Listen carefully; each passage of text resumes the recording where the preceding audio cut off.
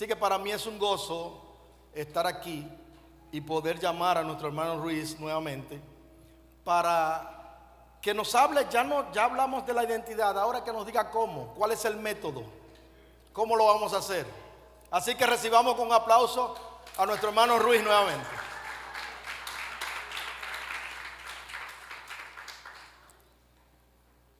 Y voy a pedirle que se pongan de pies y vamos a pedir al Señor otra vez que use a nuestro hermano como instrumento de gracia para nuestro favor. Muchas gracias. Amén. Oramos. Amante Padre Celestial, gracias por esta gran bondad que tú tienes con nosotros al traernos a este lugar. Al traernos a este lugar para exponernos, oh Señor, a la necesidad de tu iglesia de alcanzar a los perdidos. Rogamos por nuestro hermano Ruiz ahora, para que tú seas quien le use de manera especial para hablar a nuestras almas, para hablar a nuestras conciencias y para que tu Espíritu Santo nos motive a nosotros a prestar atención a la palabra que sale de su boca, como si fuera tu palabra para hablar a nuestras vidas. Ayúdanos ahora en el nombre de Cristo. Amén. Gracias, muchas gracias. Me uno a la alegría de ver tantos jóvenes en esta reunión, porque creo que el Señor está haciendo grandes cosas en la iglesia y el Señor está preparando a grandes cosas, y cada uno de ustedes cuenta, como veíamos en la sesión anterior. Cada uno de nosotros, cualquiera que sea la responsabilidad que tenemos, nosotros somos agentes de la misión de Dios. El Señor nos dio a cada uno de nosotros un diseño específico, de la misma manera como Él diseñó la iglesia e hizo el ADN de la iglesia. Ha hecho un diseño perfecto y exacto para cada uno de nosotros. Nadie más puede llenarlo. Así que cuando nosotros pensamos en eso, tenemos que reconocer que cada uno de nosotros tiene un papel muy importante. El Señor se lo dijo a Jeremías, recuerda. A Jeremías, en Jeremías capítulo 1, versículo 5, le dice: antes de que fueras engendrado, te conocí. Y antes que nacieras, te llamé, te di por profeta a las naciones. Así que nos deja claramente establecido que no es en el momento en que nosotros recibimos al Señor Jesucristo como nuestro Salvador, que el Señor comienza a rascarse la cabeza para tratar de pensar qué es lo que va a hacer con nosotros, qué nos va a poder hacer en el cuerpo de Cristo. Perdón, vamos a ver cómo podemos arreglar eso. Si no es en el momento del diseño global que el Señor hace algo y encuentra algo que solamente una persona puede hacerlo y diseña a esa persona, y esa persona eres tú y soy yo. Así que creo que como agentes de la misión de Dios, nosotros tenemos que entender cuál es ese papel que nosotros tenemos que hacer. Y una buena forma de hacerlo es a través del discipulado. El discipulado es la estrategia que el Señor encontró para que nosotros podamos llegar al encuentro de esa voluntad de Dios. El apóstol Pablo lo dice de una manera muy clara ya en Gálatas capítulo 1, versículo 5, cuando dice: el Señor que me escogió en el vientre de mi madre. Y uno dice: pero ¿cómo? Si Pablo llegó a conocer al Señor cuando ya era un hombre adulto, cuando ya era un hombre formado, cuando ya era un hombre deformado en muchos aspectos. Pero el Señor lo escogió desde el vientre de su madre. Cuando llegó ese momento, él se dio cuenta que Dios tenía un propósito para su vida. Pero ¿cómo llegó a entender ese propósito? Bueno, tenemos que seguir la trayectoria del apóstol. Y muchas veces nosotros nos confundimos con el apóstol Pablo porque creemos que solamente le tomó 2 capítulos para ser un discípulo. No es cierto. En el capítulo 9 nosotros lo vemos convirtiéndose al Señor. En el capítulo 11 ya está enseñando en la iglesia. Y decimos: así es de fácil. 2 capítulos y ya estoy. Pero creo que tenemos que recuperar otra vez la historia del apóstol Pablo. Y si ustedes se dan cuenta, entre el capítulo 9 y el capítulo 11, versículo 26, pasaron 16 años. 16 años en el cual el apóstol Pablo estuvo en un proceso constante de discipulado, hasta que todos los elementos el Señor los había formado en su vida y él estaba listo para hacer lo que el Señor le había llamado. Menciono esto porque creo que vivimos en una cultura del inmediato.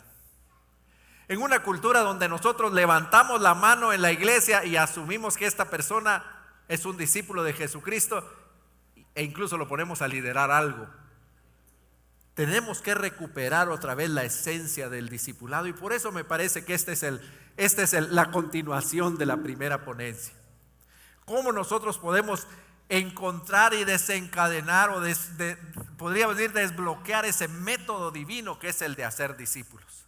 Y eso es lo que quisiera compartir con ustedes. Quisiera hablar como pastores y como líderes, pero también para cada uno de ustedes de manera individual, para que nos demos cuenta de que de parte de nosotros como pastores hemos sido ineficientes en producir discípulos porque no entendemos este método divino. Pero nosotros como discípulos hemos sido ineficientes en representarlo porque no entendemos la dimensión y la importancia de este propósito. Hemos estado basando todo lo que estamos hablando en esta frase, en este versículo que se llama, muy bien, las últimas palabras de Jesucristo. A partir de ahora lo vamos a llamar todos juntos las últimas palabras de Jesucristo. Y allí en las últimas palabras de Jesucristo, Él nos dijo que la iglesia debería ser una iglesia peregrina, pero que como resultado de su peregrinaje, la iglesia debería de producir discípulos. Dijimos rápidamente en la primera parte que el discipulado es la medida de éxito de la iglesia. Una iglesia exhibe su éxito o su fracaso por la cantidad de discípulos obedientes a la palabra de Dios que la iglesia está haciendo en su Jerusalén, en su Judea, en su Samaria y hasta lo último de la tierra, simultánea y sistemáticamente. Como pastor, uno desarrolla un hábito que uno nunca lo cuenta, no es cierto, pero los pastores me van a entender exactamente a lo que me refiero. Uno sube, ya sea a hacer un anuncio o a predicar, y en el momento en que uno sube, activa un escáner. Es un escáner para identificar quién vino y quién no vino a la iglesia, ¿no es cierto, pastores? Uno comienza a predicar y comienza a hablar, pero en realidad está pasando un escáner para saber quién nos falta aquí, quién no vino. No vino fulanito, no vino sutanito, la familia de tal no está completa. Segundo domingo que no viene. Bueno, este es nuevo, no lo había visto. Y así estamos nosotros predicando y estamos haciendo un escáner ahí. Bueno, quiero complicarle la vida a mis hermanos pastores. Quiero pedirles que el próximo domingo activen este escáner, pero no para medir la asistencia, sino que comiencen a escanear y pregúntense por cuántos de los que están aquí puedo poner mis manos en el fuego y decir que es un discípulo de Jesucristo. Cuando termine de escanear su iglesia, usted va a saber si su iglesia es fuerte o no es fuerte, si su iglesia es exitosa o no exitosa. Pero lo más importante, usted va a saber exactamente qué hacer y con quiénes necesita comenzar a trabajar. Amén. ¿Dispuestos, pastores y líderes? ¿Activamos ese escáner el domingo? Bueno, espero que sí, porque necesitamos nosotros poder redescubrir otra vez lo que la iglesia es, y necesitamos otra vez, como estamos viendo hasta ahora, poder recuperar esos elementos básicos en el ADN de la iglesia. Christopher Wright lo escribió con estas palabras: por cierto que tendría que haber un acuerdo formal entre lo que la iglesia hace y lo que dicen los textos bíblicos. Así que si el texto bíblico es que dice que la iglesia es una iglesia peregrina y que como resultado va produciendo discípulos, la iglesia debe producir discípulos obedientes a la palabra del Señor. El primero y gran problema que nosotros enfrentamos es que el término discípulo lo hemos redefinido convencionalmente dentro de la iglesia. En lugar de tomar la definición bíblica del discípulo, nosotros hemos creído que un discípulo es una persona que ha pasado por 2 selecciones de un programa y que como resultado, como decía en la sesión anterior, le entregamos un diploma de discípulo. Hemos redefinido el discípulo creyendo que un discípulo es una persona que es fiel a los programas de la iglesia, es fiel en su asistencia a la iglesia. Es más, aunque parece más espiritual, pero es igual de erróneo. Nosotros creemos que un discípulo es una persona que participa y es fiel en un ministerio y que lo cumple a cabalidad. Todas esas cosas son buenas, pero ninguna de ellas define el discipulado. El discipulado es algo mucho más profundo, es algo más integral, es algo que tiene que ver con el funcionamiento de la iglesia y la estructura de la iglesia. Porque cuando nosotros reducimos el concepto del discípulo a estos elementos, entonces nos damos cuenta que hay muchas personas que tienen un diploma del discipulado, pero ninguno de ellos ha producido discípulos. La razón por la que me llevó a mí a iniciar todo esto en lo que ahora el Señor me ha dado la oportunidad de servir, todo comenzó cuando el Señor me permitió iniciar mi ministerio en Comibama, ya por el año 1997. Yo tenía como director ejecutivo la responsabilidad de poder encaminar ese proceso de movilizar a toda Latinoamérica, incluyendo el Caribe hispanohablante, para poder desarrollar una fuerza misionera iberoamericana, así le llamábamos en aquel entonces.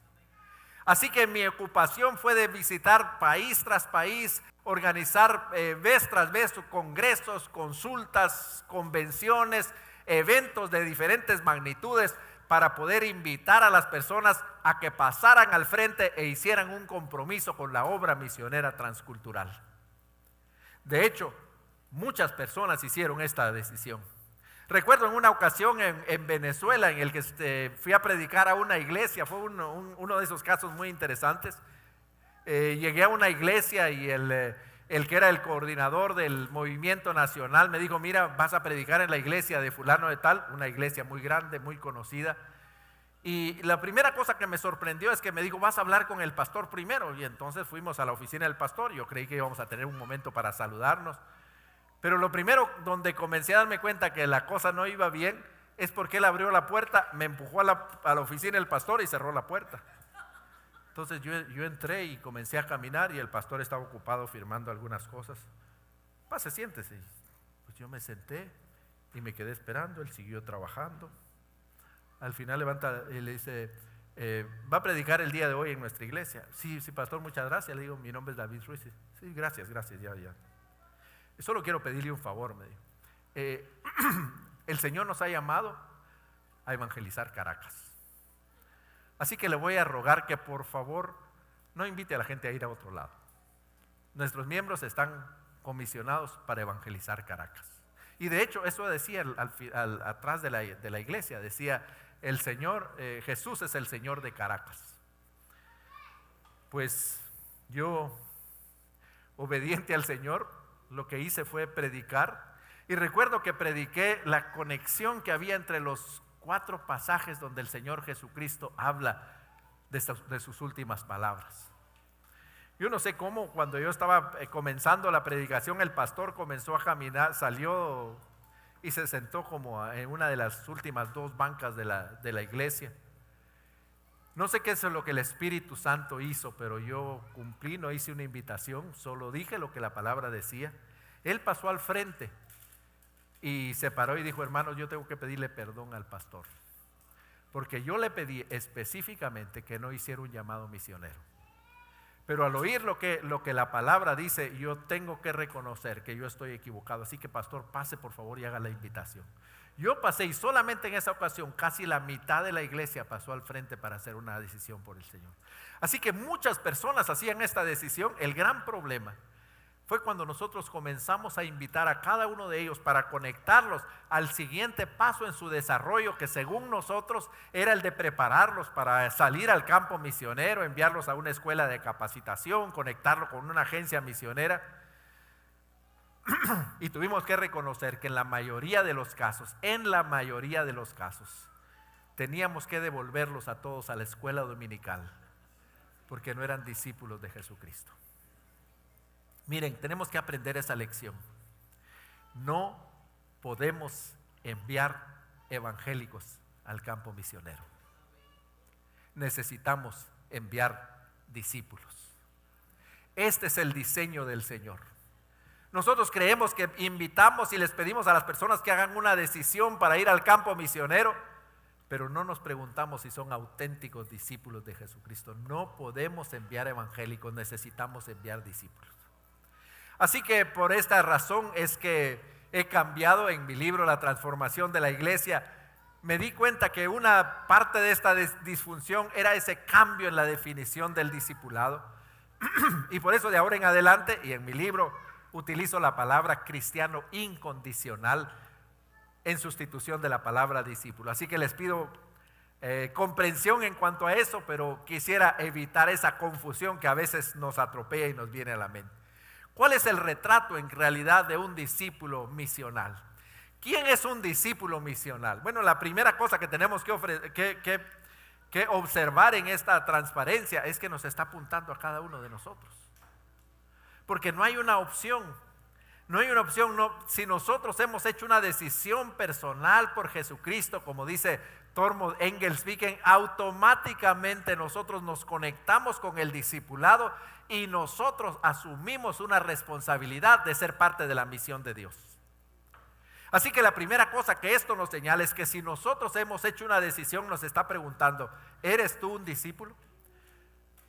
Y diríamos que la definición del discipulado es esta: a medida que vivas una vida como la de Cristo, invita a otros a seguirte, a identificarse como seguidores de Cristo y a comprometerse a ser más y más como Cristo todo el tiempo, en todo lugar, y dar a conocer su nombre a las naciones. He encontrado que esta es la mejor definición del discipulado hasta este momento. Porque muchas veces nosotros pensamos en el discípulo como alguien más. A veces nosotros creemos que estamos en el negocio de señalar quiénes son discípulos y quiénes no, cuando en realidad esa suprema labor y especial labor que nosotros tenemos es la de reproducir discípulos de Jesucristo. Cuando nosotros lo vemos en las Escrituras, lo vemos claramente. Como repetía en la sesión anterior, Dallas Willard dijo que por alguna razón se ha aceptado casi universalmente que una persona puede ser cristiano sin ser discípulo. Y esto es completamente contradictorio, como dice la palabra. Porque cuando nosotros vamos a la primera ocasión a la que los discípulos se les llamó cristianos, y me acompañan ahí en Hechos capítulo 11, versículo 26, ahí lo dice claramente, dice, y se congregaron todo un año en la iglesia y enseñaron a mucha gente. Y ahora todos juntos, si lo tienen ahí, y a los discípulos se les llamó cristianos por primera vez en Antioquía. Lo que ahí nos muestra es que este concepto, este nombre de cristiano, no se lo pusieron los discípulos. No hicieron una sesión congregacional en la que dijeron, ¿qué nombre bonito podríamos poner? Y alguien votó que ¿por qué no ponemos el nombre de cristianos? Y dijeron, ese nombre nos queda bien. No. Cuando leemos nos damos cuenta que lo que la iglesia hizo es educarlos a ellos como discípulos. Y el nombre se lo pusieron las personas que no eran cristianos cuando comenzaron a observar lo que ellos hacían y la manera como lo hacían. Y se llegaron a dar cuenta que estas personas se parecían tanto a Cristo que llegaban a confundirse con Él. Esa es la definición del discípulo. Esa es la definición de cristiano. Así que es una contradicción cuando nosotros creemos que podemos ser cristianos pero no discípulos. O cuando creemos que el discipulado es como un grado de desarrollo para aquellos cristianos que quieren verdaderamente hacer algo en la iglesia. Pero el resto de nosotros podemos ser cristianos igual. No hay ninguna división. Aquí a los discípulos se les llamó cristianos, así que todo aquel que ha hecho una decisión personal por Jesucristo necesita preguntarse si es un auténtico discípulo de Jesucristo. Y eso es de lo que quisiéramos hacer. Porque para los primeros cristianos, los que escucharon las últimas palabras de Jesucristo allá en el monte de Galilea, nosotros nos damos cuenta que ellos entendieron claramente a qué se refería. Nos damos cuenta que ellos entendieron lo que significaba el discipulado y perdón. Y entonces ellos comenzaron a aplicarlo de una manera efectiva en sus propias vidas. Entonces, esto fue tan impresionante que cuando nosotros revisamos en la manera como la iglesia creció, nos damos cuenta que la iglesia creció de una manera, podríamos decir, avasalladora. Conversábamos en algunos momentos con el pastor Stanley, cómo los discípulos, sin los beneficios que nosotros tenemos ahora, fueron capaces de avanzar con el evangelio de una manera tan impresionante. No tenían carreteras, no tenían medios de comunicación tan rápidos como los de nosotros. No tenían el acceso a las redes sociales, no tenían radios, no tenían canales de televisión, no tenían el volumen de recursos económicos que nosotros tenemos. Sin embargo, la iglesia creció en una proporción que jamás se ha vuelto a repetir. En los primeros 2 siglos y medio de la iglesia creció en una progresión de un 40% cada 10 años. Rodney Stark, en su libro el crecimiento de la iglesia, The Rise of Christianity, él hace una evaluación sociológica y estadística de la iglesia, y él establece la manera como la iglesia comenzó a crecer de esta manera. Él establece que para el año 40 habían 1000 cristianos. Nosotros sabemos que habían más de 1000 cristianos para el año, pero él, como un buen estadista, pues toma el número menor posible. Así que aún considerando que solamente habían 1000 cristianos para el año 40, él establece que para el año 100 habían 7500 cristianos. La verdad no era un número muy significativo. El porcentaje ni siquiera hacía alguna presencia estadística. Pero si nosotros nos damos para el año 1950, habían 41,000, que era un 0.07% de la población del mundo. Para el año 2000 habían 220,000, habían 220,000, que podríamos decir ya era una cantidad significativa, no comparada con los más de 56 millones que habían en el Imperio Romano conocido en aquel momento. Así que era un 0.36%. Pero Rodney Stark continúa adelante y dice que para el año 250, solamente 50 años después, ya habían rebasado el millón, siendo 1.170.000 cristianos. Apenas eran un 2%, pero ya un 2% es un porcentaje significativo, podríamos decir, o hay una presencia de cristianos en la población. Pero bastaron solamente 50 años para que ellos llegaran a ser un 10.5% de la población, con más de 6.300.000 dentro de ellos. Y en los siguientes 50 años, aún antes de que se hiciera la religión cristiana, la religión oficial del imperio, antes aún de que se firmara el edicto de Milán, la iglesia llegó a ser un 56.5% de la población. Más de la mitad del imperio romano estaba cristianizada. A pesar de la persecución, a pesar de la exclusión, a pesar de la prohibición, ellos adelantaron. ¿Cómo lo hicieron? ¿Cuál era la clave de estos cristianos con tantas limitaciones? Bueno, la clave es que ese crecimiento se dio un cristiano a la vez. Cuando nosotros vemos ese crecimiento, eso es lo que hizo al apóstol Pablo decir allá en el capítulo 19, decirles: ya no tengo necesidad de ir a evangelizar, porque toda Asia ha escuchado el mensaje del evangelio. ¿Por qué? Porque él se ocupó, como leemos ahí en el capítulo 19 del libro de los Hechos, de 12 discípulos. Se ocupó de esos 12 discípulos y los preparó para que estos discípulos siguieran discipulando a otros, y de esta manera ellos fueron capaces de llegar a todo Asia. Me llama la atención en el capítulo 28 del libro de los Hechos, cuando él está por llegar a Roma, que pasa particularmente por un lugar que se llama Puteoli.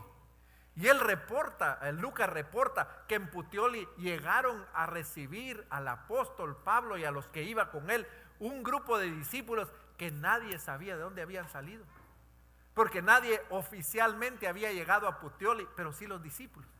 Entonces entienden ahí, esta fue podríamos decir el poder de la iglesia primitiva, que ellos entendieron que la razón de su existencia y de su avance era el discipulado, reproducirse en la vida de otros y entregarlo ahí. Cuando vemos esto y lo comparamos con la realidad que nosotros tenemos, nos damos cuenta cómo nosotros nos hemos alejado de esa meta. Nos preguntamos por qué nos es tan difícil para nosotros producir discípulos. Siempre digo, cuando enseño acerca de esto en el seminario de la transformación de la iglesia, que la iglesia es para nosotros los pastores como una caja negra. ¿No es cierto? Este término de la caja negra es el que se utiliza en ingeniería cuando no se puede explicar algún proceso. Se habla de caja negra porque pues entran personas de la puerta de la calle y salen discípulos del otro lado, pero no sabemos qué pasó. ¿Cierto?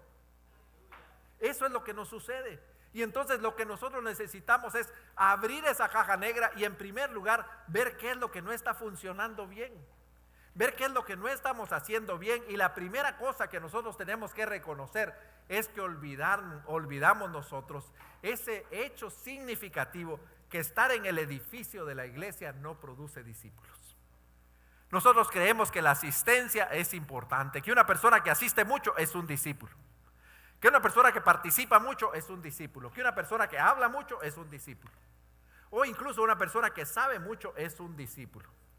Pero no funciona así, porque cuando nosotros pensamos en eso, hemos olvidado algunos elementos fundamentales. ¿Qué es lo que nos falla en esto? En primer lugar, nosotros hemos convertido a Jesucristo en una figura de adoración, lo cual es bueno, pero no lo presentamos como un ejemplo a seguir. Cuando nosotros nos damos cuenta, nuestro estándar es Jesucristo.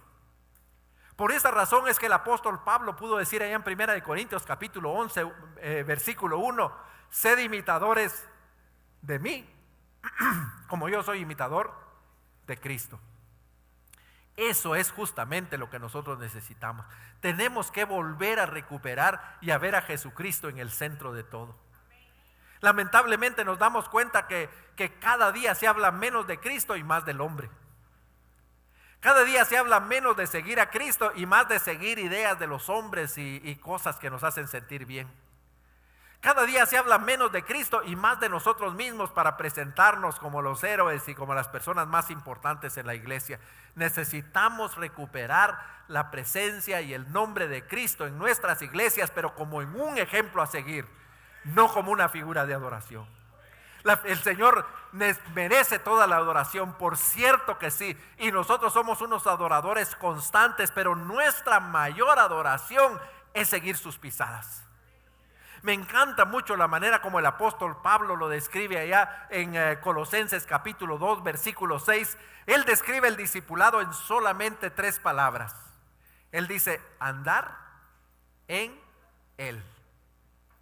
Andar en Él.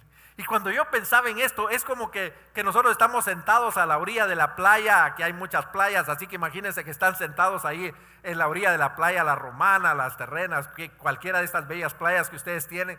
Y estamos viendo así a nuestro esposo, a nuestra esposa, que está caminando en dirección al sol. Vemos su sombra ahí, pero la luz del sol nos opaca un poco verlas. Y atrás de él va nuestro hijo o nuestra hija, intentando poner los pies en sus pisadas. ¿Cuántas personas vemos? Solo una. Porque aquel que está caminando en él, que está intentando caminar en sus pisadas, no se logra distinguir, no se ve como alguien diferente del que va caminando. Eso es lo que dijeron aquellas personas que observaron a los primeros discípulos. Dijeron, estos se parecen tanto a Cristo que se podrían confundir con él. Y por eso les llamaron cristianos. Así que cuando nosotros hablamos, necesitamos recuperar a Jesucristo como un modelo a seguir. Él es nuestro ejemplo. Perdón, pero tengo algún problema aquí con mantener esto en su lugar. Ahí creo que está. Ahí creo que está. Listos. En segundo lugar, cuando nosotros pensamos que el asistir a la iglesia es lo que produce a los discípulos, entonces nosotros creemos que el curso de discipulado o un programa de discípulo va a traer a los no creyentes. No es cierto. Vamos y anunciamos y les invitamos a ellos. No, los creyentes no van a asistir. Tenemos que ir al capítulo 3 del libro de Génesis y darnos cuenta que desde ese momento, desde el momento de la creación y del pecado del hombre, hay que ir a buscar al pecador donde el pecador está. Y nos damos cuenta que el pecador siempre está escondiéndose detrás de los árboles y siempre está huyendo de Dios. Así que nosotros no podemos decir, por más que nos esmeremos, que tenemos un programa que atrae a los inconversos. No los atrae, a los que atrae es aquellos que ya pasaron por un proceso y quieren encontrar una comunidad en la cual poder expresar lo que el Señor ya está haciendo en su corazón. Pero los pecadores nunca van a venir. Por eso es la importancia del discipulado, porque el discipulado multiplica el impacto de la iglesia. multiplique el impacto en cada uno de los cristianos que están listos y dispuestos para salir al campo, para salir al lugar a donde el Señor los ha llamado para poder cumplir con esa tarea. Cuando nosotros creemos que el edificio de la iglesia hace discípulos, tenemos que reconocer que nosotros hemos sido muy efectivos en convertir a las personas, pero no hemos logrado formar cristianos en discípulos. Esa es la conclusión a la que pude llegar durante mi observación de ese problema que yo les mencionaba acerca de las personas que pasaban al frente. Me di cuenta que la iglesia en aquel tiempo y ahora es muy efectiva en producir conversos, pero muy inefectiva en producir discípulos. Nos hemos quedado cómodos sabiendo que si aquella persona que no la alcanzamos a distinguir, pero levantó la mano, ya es un cristiano, oramos por él, lo encomendamos al Señor, pero no pasa nada. Y nosotros asumimos que esta persona va a llegar a ser un discípulo así solo por acaso. Imagínense que esto es similar a que si nosotros volviéramos con mi esposa, con nuestro primer hijo del hospital, y lo llevamos ahí muy amorosamente en brazos, y llegamos a su cuarto y le decimos: mi amor, bienvenido a tu casa. Estamos muy felices, te hemos estado esperando aquí por los últimos 9 meses. Mira cómo pintamos tu cuarto, estas nubecitas, los pajaritos, los arbolitos, aquí esperamos que tú estés cómodo. Lo ponemos en su cunita y le decimos: bueno, esta es tu cunita, mi amor. Así que este es tu lugar, te amamos mucho, te damos la bienvenida a la casa. Así que por favor, siéntete cómodo aquí.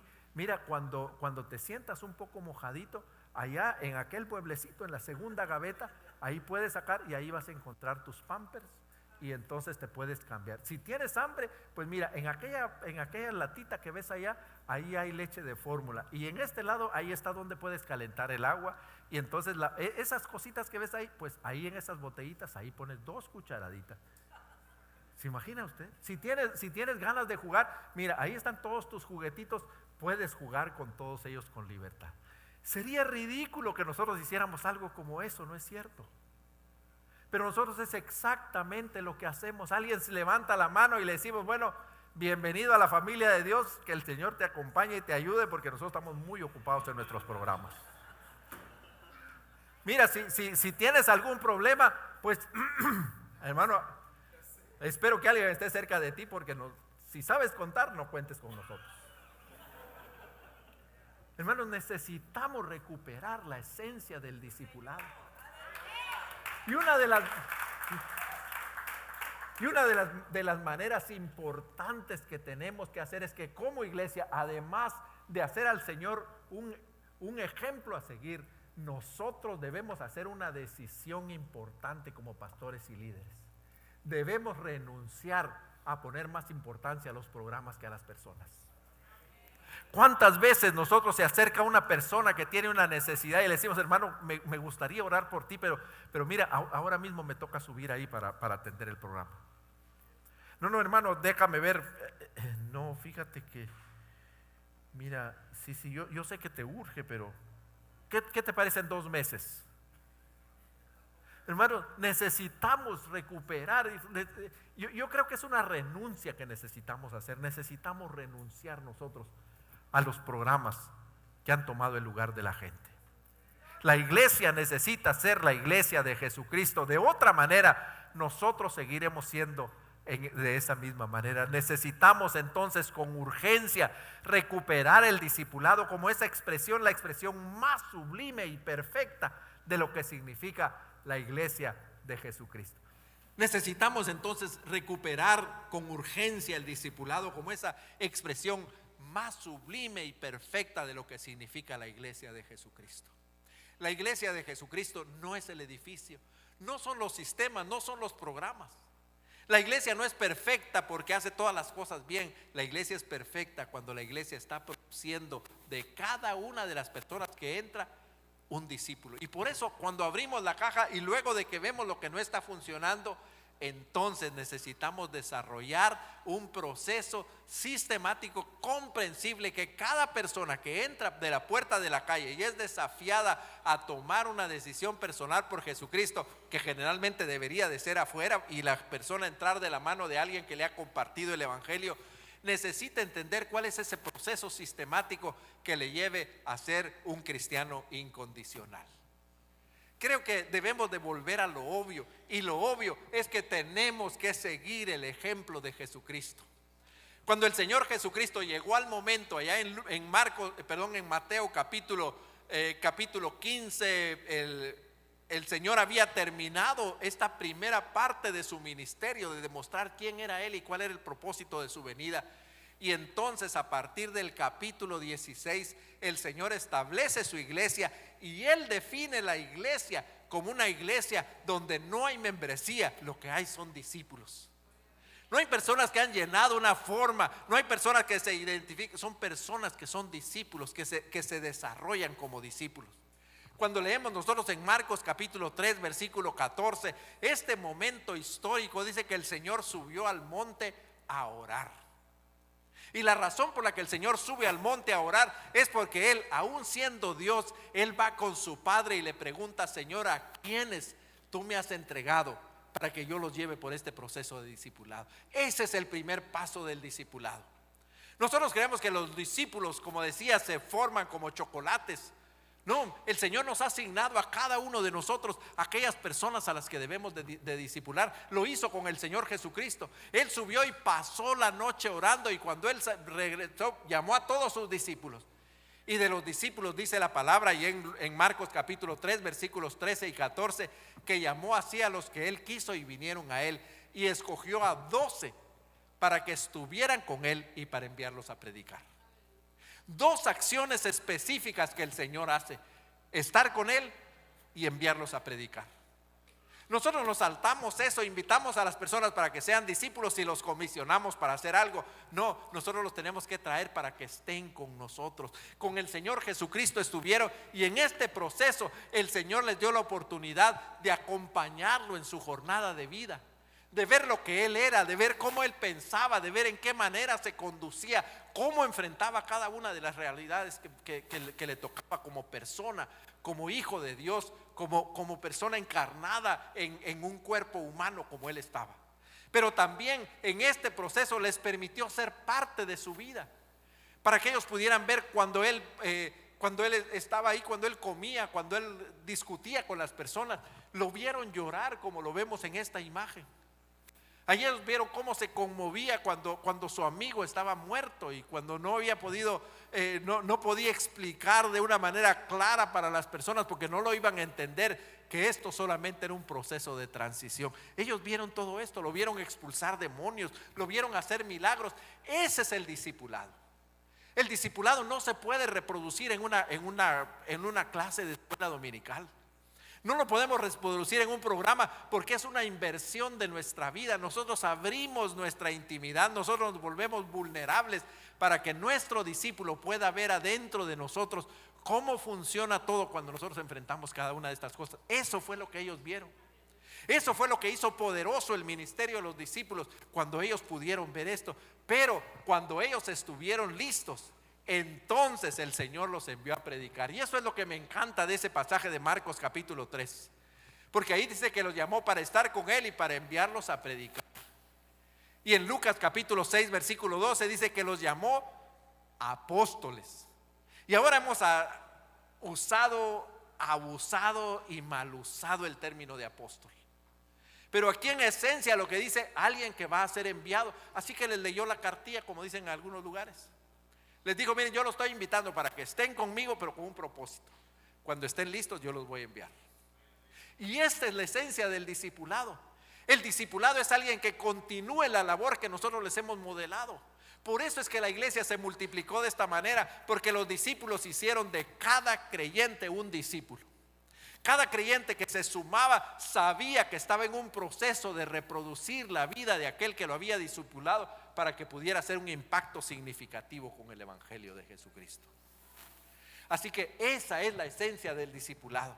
Los discípulos los invitamos nosotros para que nos acompañen. Por eso en la definición dice, es invitarlos en esa jornada de vida con nosotros. Es invitarlos a andar, no que nosotros ya seamos los que los vamos a transformar. Simplemente nosotros les vamos a mostrar y evidenciar cómo la transformación se está dando en nuestra vida, para que ellos aprendan cómo la van a llevar adelante. Sin embargo, a pesar de todo esto que tenemos claramente en las Escrituras, nosotros como iglesia seguimos siendo negligentes en el discipulado. ¿Qué es lo que nos falla?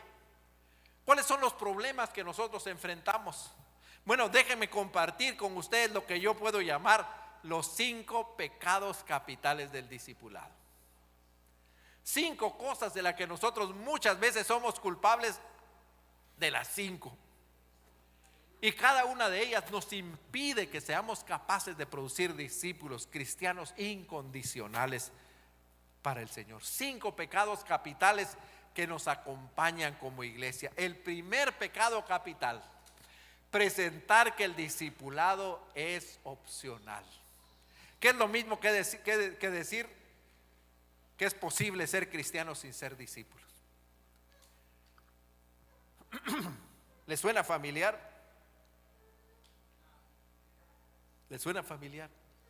¿No es cierto que nosotros mismos nos hemos descubierto al frente de la iglesia diciendo: hermanos, para quienes están interesados en desarrollarse como discípulos, queremos invitarlos, hemos comenzado un curso de discipulado en la iglesia? ¿Qué es lo que estamos diciendo?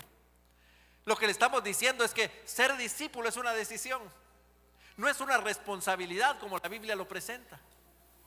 Cuando nosotros ofrecemos algo como esto, cuando hacemos algo como esto, estamos comunicándole que es posible seguir como está, que es posible no interesarse en llegar a la estatura del varón perfecto, que no es posible, que no es necesario llegar a la perfección, que está bien así como está, porque tomó la decisión de hacerlo. No, el primer pecado capital es cuando nosotros presentamos el discipulado como opcional. Tenemos que recuperar la visión bíblica de que cada persona que hace una decisión personal por Jesucristo entra en un proceso de discipulado, y al entrar en el proceso de discipulado alguien tiene que asumir la responsabilidad de exhibirle, de invitarlo a ser imitador de mí como yo soy de Cristo, pero desafiarlo a que él comience a hacerlo con alguien más. Esa es la esencia del discipulado. Pero cada persona que entra a formar parte de la iglesia, cada persona que recibe al Señor, tiene que entender que en ese momento él comienza su proceso de discipulado, que no hay opción. Como vimos en Hechos 11:26, se les llamó cristianos por lo que hacían, no porque ellos hubieran tomado una decisión para entrar a un programa en particular. Así que ese es el primer pecado capital que nosotros podemos reconocer. ¿Listos? Segundo pecado capital. El segundo pecado capital es definir el discipulado como un programa en lugar de una transferencia de vida. ¿Cuántas veces nosotros como pastores y como líderes no nos paramos al frente y decir: hermanos, tenemos una meta para este año? Cualquier parecido es pura coincidencia. La meta es: cada uno discipule a uno. Así que al final del año vamos a tener el doble de la congregación. Llega el final del año y la congregación no ha crecido. ¿Y sabe por qué no ha crecido? Porque yo como pastor estoy instruyendo a los hermanos a que discipulen, pero yo no comienzo a discipular. Cuando nosotros pensamos que si desarrollamos un programa, no que tal programa está siendo efectivo en tal iglesia, que tal otro programa está produciendo muchos discípulos, los programas no producen discípulos. Lo que produce discípulos son los discípulos obedientes a la palabra de Dios, que invitan a otros a acercarse a ellos y ver la vida de Cristo en sus vidas, para que sean desafiados y puedan hacer lo mismo en alguien más. Tenemos que renunciar a este segundo pecado de creer que un programa puede producir discípulos. Y no tengo nada con los programas, salvo aquellos que se presentan como programas que producen discípulos. Sin duda que podemos utilizar muchos de estos recursos, pero no los utilicemos como sustituto de esa tarea única que cada uno de nosotros tenemos como cristianos, de invertir nuestra vida en alguien más. Se nos han acabado los améns, ¿no es cierto? Bueno, todavía nos faltan otros pecados. El siguiente pecado capital que nosotros entendemos es definir que un discípulo desarrollado se logra por la acumulación de información y conocimiento. ¿No es cierto? A veces creemos que si sabemos más, somos mejores discípulos, que si conocemos más, somos mejores discípulos. Y por cierto que saber más, conocer más, estudiar más es imperativo dentro de la iglesia. Las ciencias bíblicas están en constante avance y movimiento. Nosotros tenemos que aprender, cada uno de nosotros como cristianos, cómo poder extraer con fidelidad las verdades de la palabra. No tenemos que conformarnos con que alguien venga y nos las explique. Nosotros tenemos que hacer como los bereanos, que cada palabra que decían, ellos iban a la palabra a comprobar si era exactamente lo que la palabra decía. Por cierto que nosotros tenemos que hacerlo. Pero lo que aquí nos está recordando es que el que sepamos no nos hace discípulos. Muchas veces, ¿cuántas veces viene alguien que exhibe un grado académico en Biblia, en teología, y nosotros lo aceptamos como discípulo y no probamos si verdaderamente lo es? ¿Por qué? Pues porque sabe. El siguiente pecado capital es pretender que para ser discípulo necesita ser aprobado por alguien que sabe más o incluso por la iglesia. ¿Cuántas veces nosotros damos los diplomas de discípulo? Mire, el discipulado es ese proceso que inició el Señor Jesucristo. Él es el que aprueba a los discípulos. ¿Y sabe cómo los aprueba? Haciendo lo mismo que hicimos con la iglesia en la primera ponencia. En la primera ponencia pusimos la iglesia y aquí el ADN. Bueno, el Señor lo aprueba. Se pone Él como discípulo y nos pone a nosotros a la par. Ahí es donde el Señor aprueba si nosotros somos discípulos. Pero no podemos pretender que alguien tiene que decir quién es discípulo o que alguien tiene que aprobarlo. Ese es algo que sucede de una manera natural dentro de la iglesia. Y finalmente, definir que los discípulos se forman en un aula y no en una relación personal e intencional entre el discípulo y el discipulador. Esa es la manera de producir discípulos. Esa es la forma como se produce. Así que para los discípulos, ellos estaban claros de que estos 5 pecados capitales debían de rechazarlos. Pero hay algo que ellos tienen muy claro, es que ellos sabían exactamente qué significaba ser un discípulo. Y este pasaje es muy importante. Yo les invito a que lo repitamos fuertemente. Dice: si alguno quiere ser mi discípulo, la primera cosa que tiene que hacer es... ¿Y qué significa negarse a sí mismo? Significa dejarnos de considerar nosotros como la última Coca-Cola del desierto. Dejar de pensar que nosotros somos merecedores de todos los servicios de la iglesia hace y que nosotros solo llegamos a recibir y nos volvemos, como hemos platicado con el pastor Stanley, en consumidores del evangelio. No, lo que el Señor está diciendo es que nosotros debemos de dejar de ser lo que nosotros creemos para ser lo que el Señor quiere que sea. Así que la primera cosa, la primera definición del discípulo, y vamos a repetirlo todos juntos, dice, todos leamos juntos: un discípulo misional transforma su carácter para ser lo que el Señor quiere que sea. Cada día nos parecemos más al Señor porque nuestro carácter está siendo transformado a través de la obra del Señor.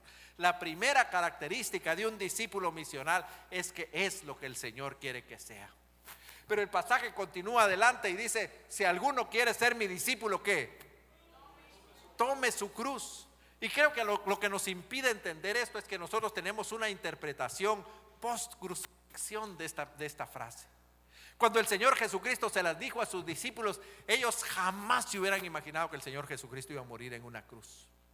Jamás hubieran entendido que el Señor iba caminando hacia eso. Entonces, por cierto que el discipulado incluye el sufrimiento, pero tomar su cruz no tiene que ver con el sufrimiento que el Señor Jesucristo vivió. Pero saben, los discípulos en aquel momento sí sabían lo que significaba una crucifixión. Josefo dice que en el tiempo de ellos se crucificaron a más de 400 personas un solo día por una rebelión ahí en Jerusalén. Así que ellos sabían lo que era la crucifixión y sabían que el que estaba condenado a la crucifixión salía de la cárcel con el patíbulo, esa parte así horizontal de la cruz, aquí amarrado a su cuello, e tenía que caminar por toda la ciudad, y sobre ese patíbulo tenía escrito cuál era la causa por la que él iba a morir y las consecuencias sociales de eso. ¿Entiende el punto ahora? Llevar nuestra cruz es que nosotros nos pongamos aquí la razón por la que nosotros nos atrevemos a decir que somos cristianos. Eso es justamente lo que está. Así que de lo que está hablando es la obediencia.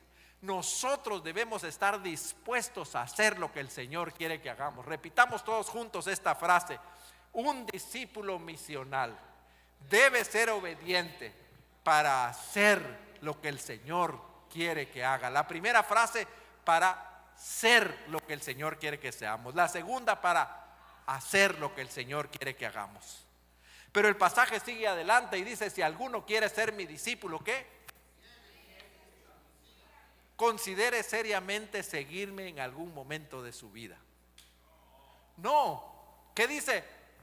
Sígame, punto, una sola palabra. Lo que esto significa es que si nosotros queremos ser sus discípulos, simplemente y sencillamente tenemos que estar dispuestos a ir a donde el Señor nos envía. No importa si es hasta lo último de la tierra o si Él nos está enviando hasta las últimas consecuencias, pero nosotros tenemos que seguirlo. Amén, amén. Hermanos, esa es la tercera característica.